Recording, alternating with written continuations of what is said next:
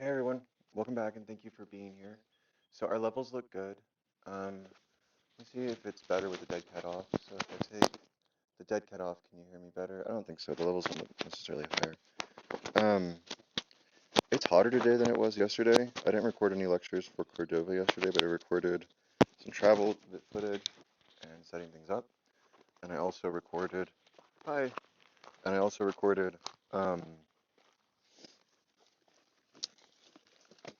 a lecture for some travel funding that I received from Lone Star College. And what that means is basically I went to a conference, and as part of the funding that they gave me, they asked me to share my experience or something like that. There was, you know, there were flexible options for what kind of product I could put forth for receiving some funding for going. They gave me some money for food and some money for gas, for mileage. They did that for two other conferences as well. Gave me funding of some sort, pay for the registration as well. Um, And yeah, I'm grateful for it, and I shared my thoughts and the paper that I presented at the conference with them. The paper was about the world, I guess you'd say the world of the aesthetic object and about archaic worlding, but more specifically, it was about, or more, not more specifically, but put differently and elaborated better. Uh, that episode was that paper and that podcast lecture was about hermeneutics, expression, perception, belief, and communication and creation. Um, so we're starting something. The reason I say all that is because it's kind of similar to what Cordova is doing in part two, Windows. Um, so I'm just going to read the, not all of them. Like I don't think part one, Bridges, doesn't have anything in front of it because she kind of just wants you to start, or the editors do maybe. And but all the other parts have a few sentences or questions that preface or frame the connection to this new section. So under Windows, yeah, under Windows it says, how do we see the world? Through what windows of language, story, and cultural practice? When Native Americans and European Americans peer out through the matrices of their beliefs and assumptions, do we all see the same world? If, despite our different practices,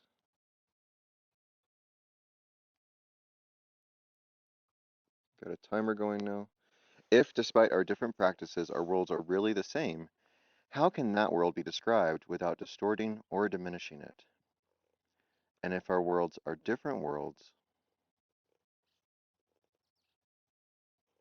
what are those differences? What do we make of them? How can we celebrate and honor them? What can we learn from them about how we ought to live?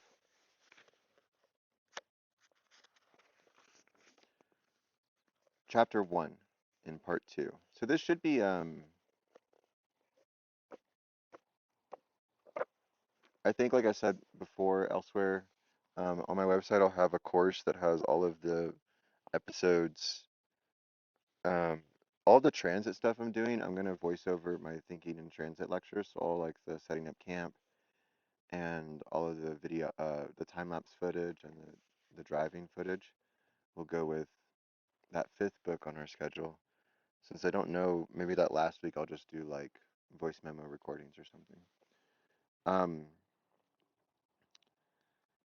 and so I want to have them on the one hand, as a podcast series, I want them to be organized in terms of the philosophical material that they cover. So each chunk of each book becomes a lecture series because you can't do a whole book in an entire, in just one lecture series.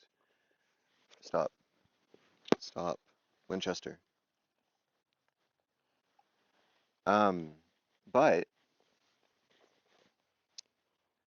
in terms of like the narrative of the whole experience and trying to keep that relatively cohesive and maybe make sense of some of the things that I'm talking about in between as I'm moving, so you can get my context. And this is one of the things Cordova says. She says, like, without my context, you can't understand me. Winchester, come back.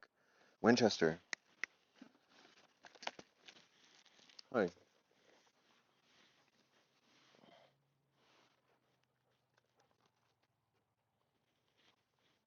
I don't know what his thing is. And so that's why in part one, uh, Bridges, there's such an emphasis on providing the context that we can then work from in terms of discussing Cordova's experience, perceptions, perspective, and life and her philosophy.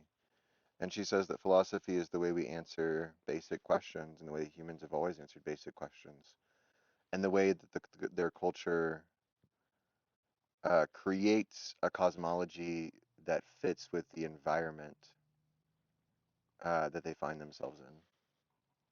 We're going to colder climates soon. He does not like this heat.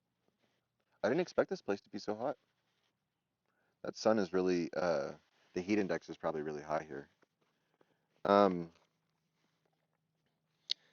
Another example of this kind of need for context methodologically that finds it it doesn't find place in academia and Euroman. I feel like I've seen this a lot in trying to do philosophy in certain ways. Um, but there's like this expectation of what philosophy should be.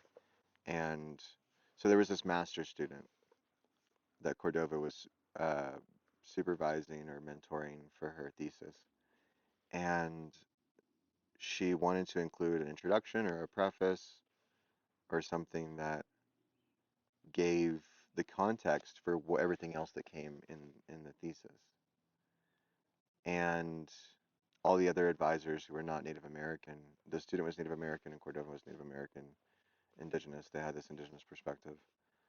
Um, they were like, you won't get your degree if you keep this in the thesis. You cannot have this. You have to, and Cordova told her this. She's like, you have to cut this if you want to get them to approve your thesis and award you the master's degree. And I mean, Anzaldúa and Lugones both also emphasize and hooks. I would say in Borderlands and in Pilgrimages, Borderlands La Frontera, Pilgrimages slash Peregrinajes, and uh, belonging, a culture of place. I think they all three also emphasize this need for context. Um, and the way in which trying to communicate the meaning of something is reduced, foreign, hostile, alien, whenever that context is not provided. Um,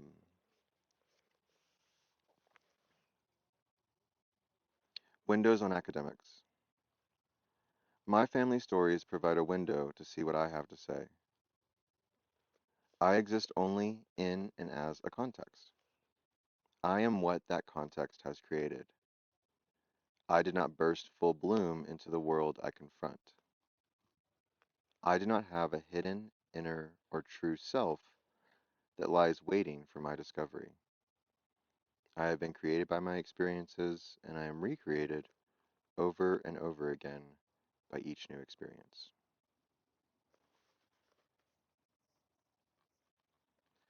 The excursion into the mental phenomenon that I call America is for the purpose of providing a glimpse into where I am. Each of us occupies a world that is made by our predecessors. We are given quote unquote reality. We do not discover it. We train our infants to see the world as we have been trained to see it. We, in turn, are trained to see the world by the greater conglomeration of the we. There are no individual realities, only communal ones. The only true individual reality is that of the madman. Because his view is truly unique, we know that he must be insane. I was trained to see my father's world, and to act in that world.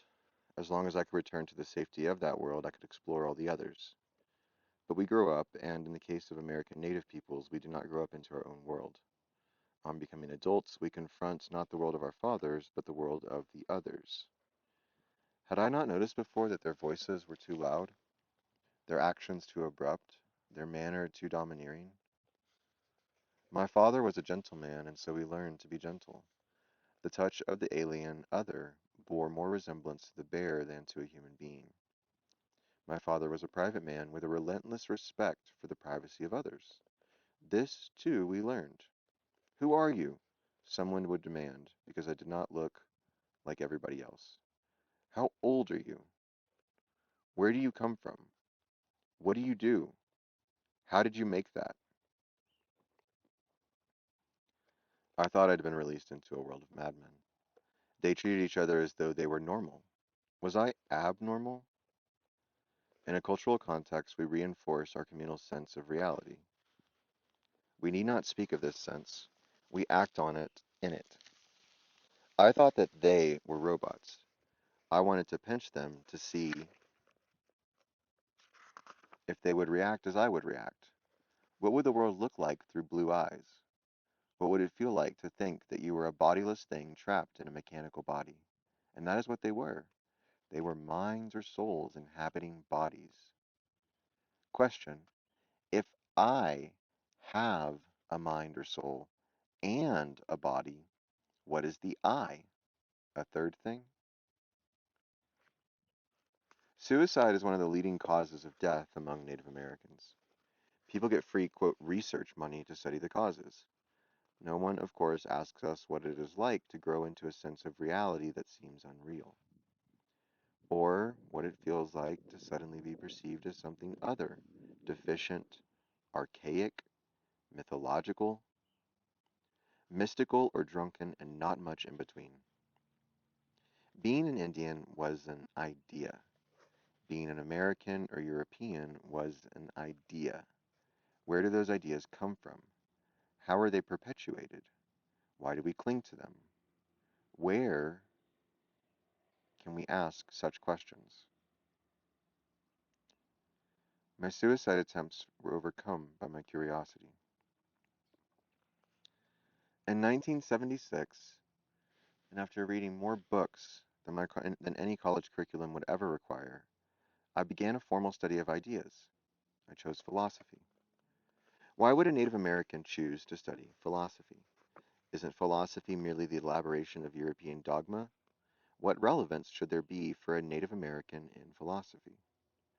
Philosophy, unfortunately, has earned for itself the labels of dogma and inutility, but philosophy can do more than retell and re-examine the thought of various thinkers in the European tradition. Philosophy is an activity. It is the examination and analysis of belief systems offered up as answers to the dilemmas that human beings face. Philosophy can be dry and ethnocentric. There are times when it seems as if one is merely sifting through the cobwebbed attics of someone else's long dead ancestors. Let's say that again. Philosophy can be dry and ethnocentric. There are times when it seems as if one is merely sifting through the cobwebbed attics of someone else's long dead ancestors. But it is the questions raised by philosophy that keep one going. What is the world? What is it to be a human in the world? And what is the role of a human in the world he defines? There does not exist one human group that has failed to raise such questions at one time or another. Our cultures, our values, and our goals are the various responses to the answers that diverse human groups have offered up to the main questions of philosophy. Those answers, in turn, provide the foundations of the actions and behaviors of our daily lives. We do not question these foundations. We take them for granted. The philosopher Martin Heidegger says of these foundations that they were once answers to open questions that are now quiescent. That is, we no longer ask questions concerning what the world is or what man is. The Native American cannot afford to forego those questions. The answers we have grown up with, our definitions of man, the world, and their relationship, do not rest quiescent for any of us. Our sense of reality, of what it is that is real, exists as reality through the daily reinforcement of others like ourselves. Our sense of reality is reinforced through our shared definitions of man and the world. The Native American's sense of reality is bombarded from every direction the minute he leaves his home or tribal ground to engage in the affairs of the larger, non-Indian world. Our world is defined as mother, and we grow up with a certain attitude to the earth that penetrates all of our everyday thinking. Yet we walk out into a world that does not share our view of the earth. Everywhere we look, the earth is covered, paved with asphalt, concrete, glass, and buildings that resemble from afar one of the European cemeteries with their projecting memorials. On those occasions when we can look at the mother or her offerings, we see tamed vegetation. The grasses are manicured, the trees pruned, and the whole is surrounded with fencing or signs that warn one away. Keep off the grass. The domesticated bits of earth lie like prisoners behind bars, contained, restrained, and isolated. The subjugation of the earth is the product of another mind, a mind that shares few of our own definitions or answers about what the world is. The world is defined by Euroman as hostile, wild, something that is potentially harmful. It must be kept at bay.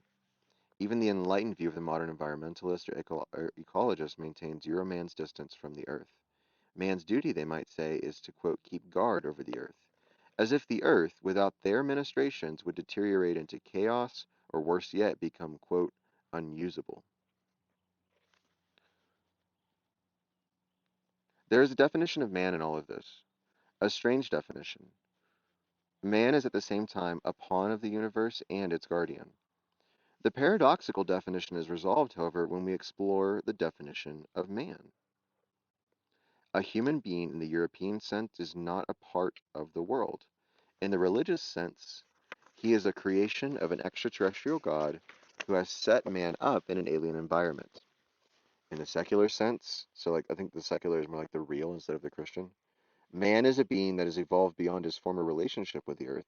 In both cases, man is seen as alien, a stranger to his environment. Um, yeah, and like the individualism or thinking of the self as separate from one's environment. I want to remind us here that environmental means that it environs upon the mental, and you can't separate the mental from what's environing it. To environ means to like impose oneself, and also surround as in an enclosure. And did it take a decade of studying philosophy to come to these conclusions about Europeans? The definitions I have offered of the European American, after all, are neither unique nor unknown to the Native American. But there is something unique about all of this. A study of European philosophy brings out the relative youthfulness of Euroman. It brings out also that Euroman shares something with all the other peoples of the earth. He is, as are the rest of us, the product of a specific belief system that originally provided him with answers that grew to serve as the unquestioned foundations of his world. We have come to take Euroman for granted as a part of our landscape. We don't bother to raise questions about his reality or validity. Instead, we question ourselves. We too readily fall into the judgments about ourselves that define us as primitive or undeveloped. We treat ourselves as specimens and proceed to use the various answers to our existence as justification and explanation for the way we are. But Euroman should not be taken for granted. We should know who he is in order to know what we must coexist with.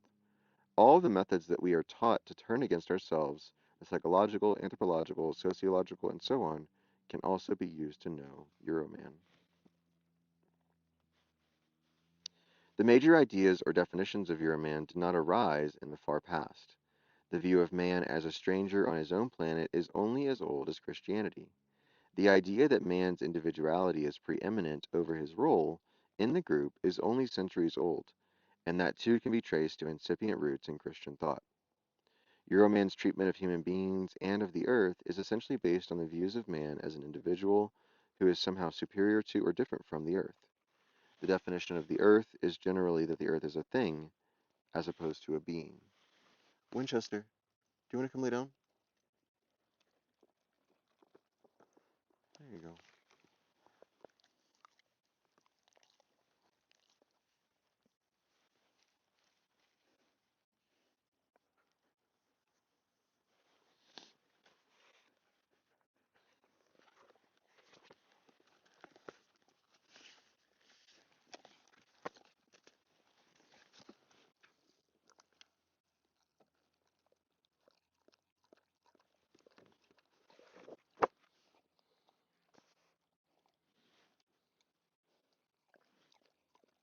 The major ideas or definitions of Euroman did not arise in the far past. The view of man as a stranger, oh, sorry, we did that one. It is not the insight into Euroman, however, that is the ultimately valuable lesson in the study of philosophy. It is the fact that through an exploration of the course of human thinking worldwide, the Native American structures of thought come out to be not alien or even primitive. Our views are the result of centuries of analyzing the world and our place in it. Our thinking is the mainstream of human thought. But should you all rush out and sign up for a philosophy course? I cannot in good faith recommend it. If your intention is to translate Kant or Descartes into your own native language or to give up your own views for those of the dominant culture, then the university will applaud you and assist you. If, however, your intention is, as mine has been, to seek a method by which your own views can be articulated and examined, then you should be prepared for comments like these. You must not make the mistake of attributing sophisticated notions to primitive minds. The notions, if they are there, are not intentional. Native American art is not a subject for an aesthetics course. The style is, as are all primitive styles, automatic, i.e., unintentional. The Greeks were not a primitive people. On my attempt to trace the similarities in Greek drama and Native American rituals. In other words, the Native American is not seen as a valid thinker. He is, at most, a living fossil through which Euroman can trace his own rise to his present stage of achievement. The Native American remains, in the discipline of philosophy, something to be studied and analyzed, and not someone who is capable from his own viewpoint to do any studying and analyzing. Yet Native American belief systems contain some of the most abstract notions in any philosophical system. Our ethical systems are certainly worthy of review, especially in a world facing environmental disaster. We, as human beings, are worthy of being taken as thinking beings. There are, at the moment, throughout the country, almost no Native Americans in philosophy departments at our universities. We have earned the right to become doctors, lawyers, scientists. We have not yet been accorded the right to speak for ourselves. Our myths and legends are explored over and over again in many disciplines, and always the explanations seem inadequate to Native Americans. The time has come for American Native peoples to give their own explanations, and that is the relevance of the study of philosophy for Native Americans. Not to see ourselves as others see us, but to look at ourselves through our own eyes. Chapter 2 in Part 2. Windows on Native American philosophy. So that was Windows on academics. Now we're doing Windows on Native American philosophy. The other chapters in this part are Matrix, a context for thought, Method, a search for fundamental concepts. Quote, they have a different idea about that.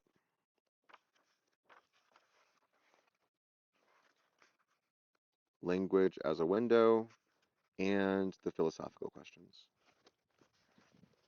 All right, Windows on Native American philosophy. Philosophy, as it is practiced by philosophers, is an examination of ideas. Ideas, however, exist in a context. In order to fully understand an idea and its implications and ramifications, it becomes necessary to understand the context. This is often overlooked in the new impetus to create a field called, quote, Native American philosophy. The practitioners of the new specialty often come to the ideas drawn from indigenous cultures with very little knowledge of the culture from which those ideas originate. The result here is that the practitioner pulls an idea out of a particular context and attempts to fit it into an idea from within his own cultural context. Or he can come to the alien perspective armed with his own concepts and attempt to find something in the other culture that matches his concept. It is very likely, however, that there are no literal correlates between concepts drawn from different contexts. An example here would be the futile attempt to find out what the Huron's concept of the soul might be, or the attempt to find out what God an alien culture worships. It is more likely to be the case that there are no correlates to the terms soul or God, perhaps even worship, in the culture that is not our own. To pretend that one can interpret a particular idea from an alien context without understanding that context is to engage in misinterpretation, that is, to make such ideas plausible only to those who think like ourselves. Does this mean that it is impossible to do what is called Native American philosophy? Not at all. It does require that the approaches to doing this type of philosophical examination be quite different from the usual methods and approaches. We must first of all be aware of the assumptions that we bring to such a study. Assumptions such as all people believe in a god, or all people act solely from self-interest, or humans are naturally sinful. More suitable foundations for the initiation of a philosophical inquiry might begin with recognizing that all humans thus far encountered have described the world. They have described what it is to be human in that world, and they have described a role for persons in that world. Cultures differ as their descriptions of the world differ. The answers that the people create to the questions they pose about the world and themselves are in the philosophical realm of metaphysics. One of the major obstacles to undertaking an examination of indigenous metaphysics is the result of another assumption that the researcher brings to his study. It is assumed that metaphysics is a philosophical activity that lies outside the capabilities of anyone other than advanced civilizations. An indigenous tribal culture, by virtue of not being a culture, advanced and tribal are both in quotes, in scare quotes, by virtue of not being a culture like that of the, quote, advanced West, is presumed to be on a different level of, quote, development. She uses scare quotes a lot. Such cultures are assumed to operate in the realm of superstition or imagination, as opposed to the quote higher activities of observation, experience, and reflection. That this is not the case should be obvious from the fact that numerous quote tribal peoples have managed not only to survive, but thrive in very specific environments for thousands of years. An interesting study done by Gerardo Rachel Dolmatov, Reichel hyphen Dolmatoff, on the Tucano Indians of the Amazon Basin, Tukano, bears out the intricacy of an indigenous belief system as it relates to the specific location of the group. He titled his research Cosmology as Ecological Analysis, A View from the Rainforest. In an abstract of his article, Rachel Dolmatoff, Rachel Dolmatoff makes the claim, I'm going to go with Rachel Dolmatov makes the claim that concepts of cosmology represent a blueprint for ecological adaptation. Acute awareness of the need for adaptive norms can be compared with modern systems analysis. The Tucano, it is pointed out, have developed a set of highly adaptive behavioral rules, which, among other things, have allowed the Tucano to, quote, maintain an equilibrium and to avoid frequent relocation of settlements. The Tucano, on the basis of their own rules, managed to control the growth of population as well as the exploitation of their environment and interpersonal aggression. In other words, in the context of the Tucano system, they have managed to develop a cosmology and an ethical system based on an intimate, factual knowledge of their environment. Within the Tucano system, there can be no doubt that there is an epistemological base as well as a system of logic and aesthetics. When presented with Reichel Dolmatov's research, it seems absurd to assume that indigenous peoples operate only on superstition and imagination. It is equally absurd to believe that non-Western peoples do not engage in a wide range of, quote, philosophical endeavors. In a similar fashion, it would be necessary to understand the quote, cosmology of the Navajo, for example, in order to understand what is meant when they translate a particular term from their language as beauty. The philosopher would have the philosopher would have to ask, what is the basis of the Navajo aesthetics that underlies a claim to beauty? What, in other words, is the context that lends meaning to the label beautiful? What is commonly presented as Native American philosophy is usually a reading of a particular myth or legend, and the events or characters are related to events and characters from the context of the presenter. Or a specific concept, say the concept of balance, is taken out of its natural context and presented in a new context. A philosopher would have to ask, in what sort of world would this concept make sense? One should ask oneself whether the concepts of balance and harmony actually make sense when transferred over to a context in which the world is described as essentially chaotic. Where, in other words, and how does the idea of balance arise? Where and how? A concept, however, is merely a starting point. Well, what would it be like to live in a world that we considered a living being? When we ask such questions as this, we are beginning to get to the root of what a Native American conceptual framework might be. The implications involved in such an essential definition of the world are far reaching. Our definition of what it is to be human will be grounded in the basic definition of the world. Our ethics. So, if the three questions are what is the world, what is the human in the world, and what is the proper role of the human in the world, then each next part builds on what came before and is determined and defined by it. Our ethics that task of claiming what it is that humans should do are based on having a definition of what it is to be human in the world as it is described.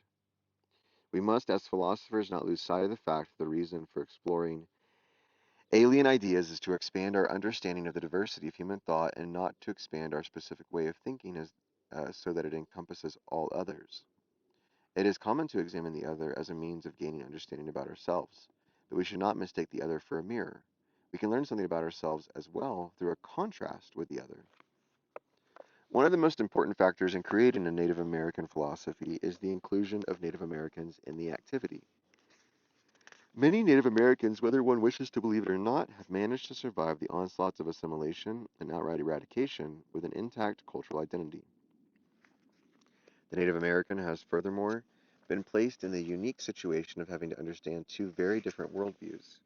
So this is something that Ansel Dua talks about as well, this sort of like borderlands consciousness or world, and similarly with Lugones, with the need for world traveling. And the world of the aesthetic object, I was thinking about all that in terms of world traveling and Lugones as well. With so it really connects. Um,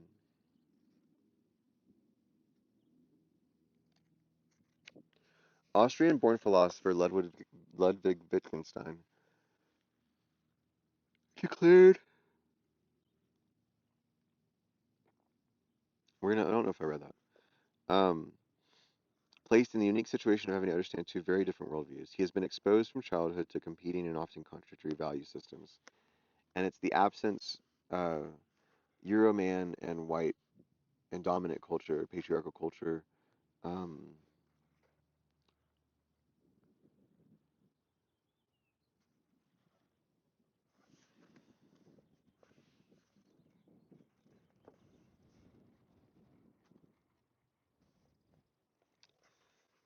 they only speak to themselves, and so they never have that conflict with another worldview or another culture or another context or another matrix. And because of that, they don't realize that they have a context or a matrix at all. He has been exposed from childhood to competing and often contradictory value systems. The average Euro American lacks this experience of the competing worldviews and value systems. His world reinforces the dominant view. He cannot know that he exists within a self referential system of thought. Austrian born philosopher Ludwig Wittgenstein declared that his aim as a philosopher was to shoo the fly the way out of the fly bottle. Unfortunately, I doubt that he has managed to shoo that there is a bottle, that people live inside a set of beliefs and attitudes particular to their culture. They are the given of how we see and interpret the world. This failure is not, of course, from a lack of effort on his part. The Native American is in a unique position to realize that there is not only one bottle, but several. In order to survive, he has become expert in flying in and out of two bottles. It is, of course, much easier to explore Native American thought. Oops. Ugh, I've got ants all over my water. That's terrible.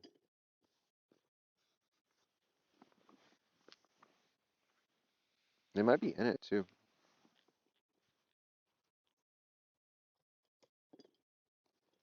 I'll have to open it up and check before I use it.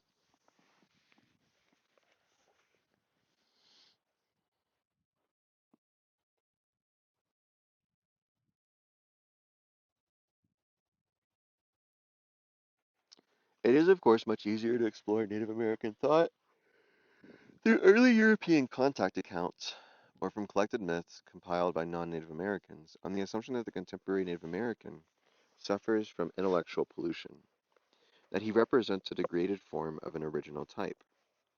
This attitude, which is not at all uncommon, leads to a situation where the interpreter of such thought has no peer review. That is, there are no checks of the validity of his interpretations. A valid interpretation or explanation of Native American thought would require that the practitioner of that field explore the many facets of the cultural group he wishes to understand.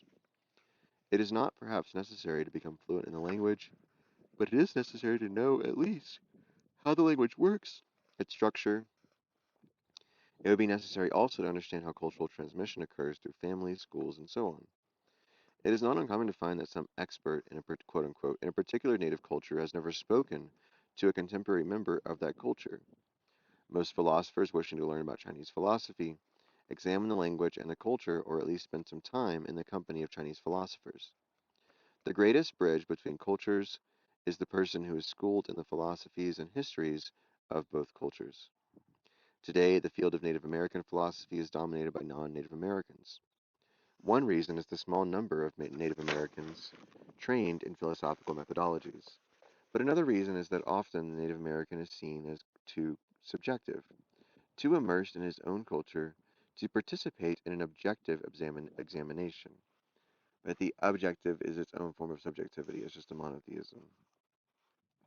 On the other hand, the Native American trained in philosophical methodologies is excluded from dealing with topics that are Western on the basis that since he comes from outside the culture, he cannot truly understand the full scope of Western thought. In the one case, subjectivity is a flaw, in the other, a requirement. However, a Native American with a background in philosophy, which by its present nature is necessarily a study of Western thought, is assumed to be fit to teach only Native American, quote, philosophy. This double standard results in the situation we have at present. Any Euro-American philosopher can teach a Native American philosophy course, regardless of his qualifications to do so, and very few Native American philosophers are allowed to teach Western thought, regardless of having the educational background or qualification to do so. Qualifications in each case mean something entirely different. The ideal situation would be to include Native Americans in the philosophical endeavors of non-Native Americans in both fields, Western and Native American. I have often heard non-Native Americans speculate about how their culture would appear to someone from, quote, outer space. I doubt that such a view would be any different from Native American views of non-natives now. Stanislaw Lem, a Polish science fiction writer, in his novel Solaris, so that's the second time Solaris comes up in this book, postulates a truly alien intelligence that is beyond human understanding. One of the characters in the novel makes the statement that, quote, man doesn't really want communication with the other. He wants a mirror, end quote. He wants self-affirmation. The person trained in the field of philosophy, regardless of his or her background, should be expected to rise above mere self-affirmation. He is not, as is the missionary, looking for a ground of communication so that the indigenous thought may be eradicated through conversion to Christianity. And he should be well enough schooled in the tradition of open inquiry to be aware of the assumptions that he carries with him to another culture. Some of the assumptions that the Western philosopher brings with him are the view 1. That all human beings share a common set of beliefs, 2. That non-Western peoples are a less complex form of being, less developed than the Westerner, and 3. That indigenous peoples are incapable of engaging in philosophical discussions. The first assumption, the quote, common set of beliefs, leads the philosopher astray in picking and choosing bits and pieces from the alien culture to satisfy the longing for a common theme. We make things fit from within our own context, whether or not they actually do. The human species shares common physical characteristics and sensory organs. This leads to many common symbolic forms drawn from sensation, but what those symbols mean is often very different in each culture. We should be prepared to ask of seemingly similar symbols, this is what this means in my culture. What does it mean to you? And we should question why we cling to the notion that there must be a commonality of concepts. We should be open enough to realize that this approach necessarily leads to viewing different cultural perspectives as either right or wrong, based on a standard that is drawn from only one culture. The second assumption is that non-Western peoples are less complex than those of the West. Um, that assumption is a common assumption. Our own cultural trappings seem more complex than those of the other simply because of our familiarity with them. So foreign cultures seem less complex because we don't know them very well, because of our own ignorance, not because of their simplicity. A broad inspection of another culture, language, religion, values, or historical sense quickly dispels the view of the existence of, quote, simple cultures. It is only through an exploration of the complexity that we find the identifying characteristics of specific cultures. There does exist a leitmotif that runs through a specific culture, but it cannot be found if one simply picks up isolated bits of another culture and says, this is just like that, comparing one idea from one culture to an idea of another. Usually such comparisons are prefaced by, this is a less developed form of that. The third assumption, that indigenous peoples are not sophisticated enough to engage in philosophical discussion, particularly concerning their own concepts, is simply not true. I recently spent the better part of an afternoon discussing the implications of a single term with an with an Anishinaabe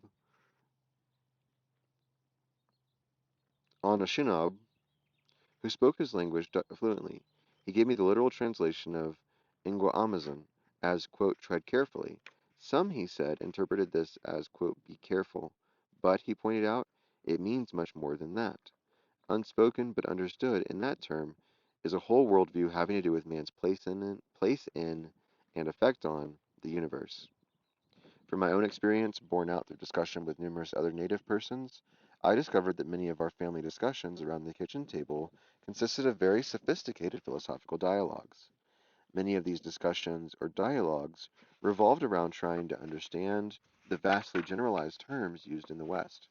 Love, for example, can be used to denote one's feeling toward apple pie, country, mothers, and members of the opposite sex. We discussed also the tendency to a reification of abstract concepts, as when the sacred was reified as an anthropomorphic deity, or motion, change, or duration as things called time. And there is some recent mathematics um, in uh, theoretical physics that doesn't involve time as a variable.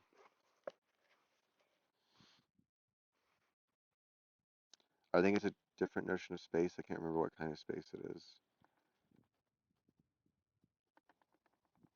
Minkowski space, I think.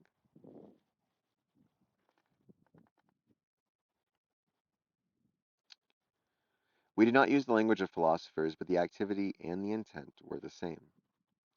The assumptions that serve as roadblocks to understanding the worldviews or philosophical stances of others can be overcome through methods that the philosopher has at hand.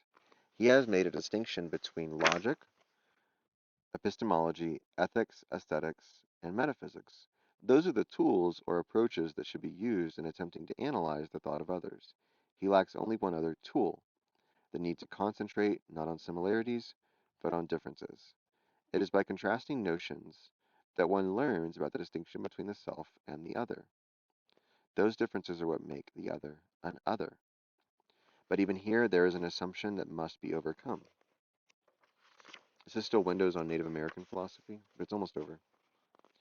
There is an assumption that must be overcome. It is generally thought in the West that a concentration on differences is grounds for intolerance. We should seek out our commonalities, I often hear. We are disappointed when disagreements arise. The disagreements are a result of the intolerance that arises out of the need to concentrate on commonalities. True tolerance consists not of ignoring differences, but in acknowledging them and acknowledging with equal weight that even small differences carry tremendous import. But true tolerance also requires a recognition that there may not be a vast, universal, absolute truth with a capital T. It may be that diversity, which appears to be the identifying characteristic of Earth creativity, may extend to how we organize and explain our diverse experiences of the world. So the philosophic endeavor, philosophy as an activity, should extend its present perspective to an attempt to understand all of the possible ranges of human thought. Okay, we should have about 15 minutes left.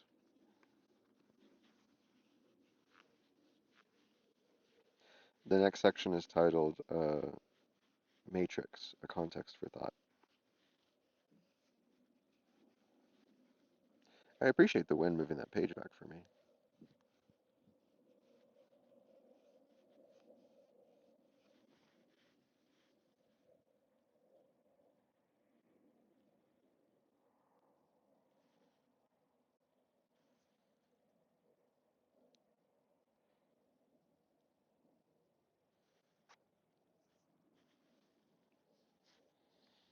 Matrix, a context for thought. All peoples, regardless of whether they are labeled primitive or modern, quote unquote for both, have described the world. They can be said to have a quote world view. This view or description consists of three very basic items: a description of the world, a description of what it is to be human in that world, and a description of the role of humans in that world. The three questions we've mentioned over and over again. The description of the world may have highly imaginary elements, but in order to have any validity for the group, it must be based on the observation and experience of the group in a specific location and under circumstances specific to that location. A cosmology that is highly fit for survival in that world. The three descriptions will be highly coordinated. All humans appear to have a knack for maintaining a high degree of logical consistency in their framework of explanations. The description of a human being will be consistent with the description of the world. The human's role in that world will be consistent with what a human is seen as capable of doing in that world. Kant says ought implies can, so the normative must come out of the descriptive, as Cordova is saying here as well. But I really want to avoid referencing other thinkers when I'm reading Cordova. The worldviews are shared views. There are no individualistic worldviews. An individual holding his own worldview would be defined as, quote, not quite right. Winchester. The worldview is made up of several descriptions and explanations that expand the basic descriptions. There are many terms used to describe this set of explanations: conceptual framework, frame of reference, presuppositions, paradigms, even worldview. I prefer the term matrix, since it implies a web of related concepts. The matrix forms the foundation upon which all else is explained. Once established, the matrix is unidentifiable to the user. It serves, as the philosopher Ludwig Wittgenstein states, as, quote, the inherited background against which I distinguish true and false. It is a world picture, underlying all of our inquiry.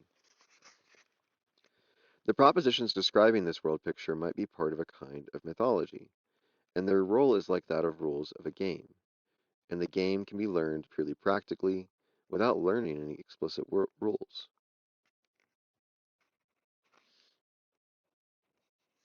So he's moving away from proposition. That's Wittgenstein, and he's moving away from propositions as well. Can be learned purely practically without learning any explicit rules. Furthermore, the matrix is not open to examination. This is probably also Wittgenstein. It may be, for example, that all inquiry on our part is set so as to exempt certain propositions from doubt, if they are ever formulated. They lie apart from the route traveled by inquiry. The matrix serves as the given, and that was the end of the quote. The matrix serves as the given upon which all else hinges. For example, consider the, quote, God question. A parent tells a child that God has made all things. The child seemingly naturally asks, who made God? The child's question exposes a part of the matrix. The adult is uncomfortable and announces that, quote, God is where the questions stop. No one made God. God is an example of, quote, certain propositions that are exempt from doubt. A matrix is culture specific, but it need not be embedded in the language.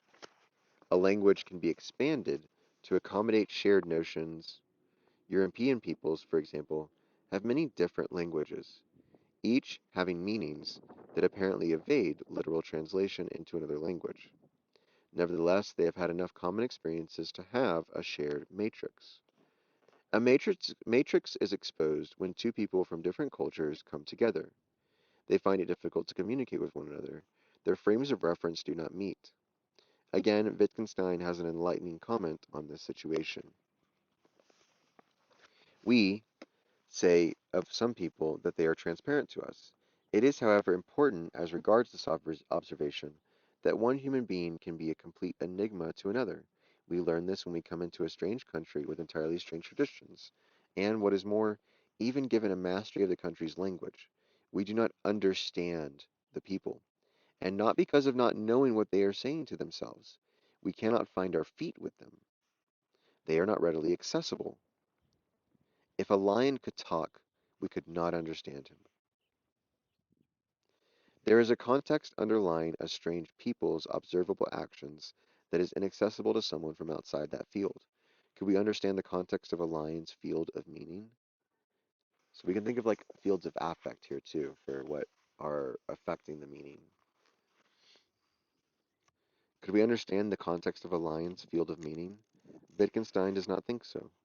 The lack of shared context of shared matrix leads to the notion of incommensurability, which is attacked from time to time by those who are threatened by the idea that there might be different explanations.